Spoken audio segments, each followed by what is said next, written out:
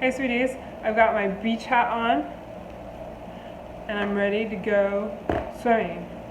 Oh no, I'm ready to decorate surf-inspired cookies and to hang 10 in cookie form. So I hope you're doing well and staying sweet.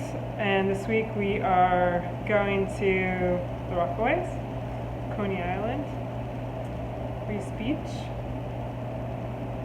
California. No, that's too far. California dreaming for real. Anyways, surfboards, crabs, beach, sunnies, sharks, and yeah, that's it. So wash your hands, glove up if you got them. Let's go surfing. So when you get your kit, you're going to get 6 shapes. Some of them might have double surfboards, some of them might have double something else, but there will be 6 different cookies. You'll get a crab, and you're like, why do I need a butterfly? Because this is going to turn into something else. And some sand, some sprinkles to bedazzle things if you need to bedazzle them, and you're going to get a paintbrush, but you're going to want a little glass of water ready for you. So when I decorate cookies, I usually do a few of them at a time so they have time to dry in between and such. So I'm going to start with the sunglasses and my not broken surfboard, my shark, and then go from there. All right, let's go.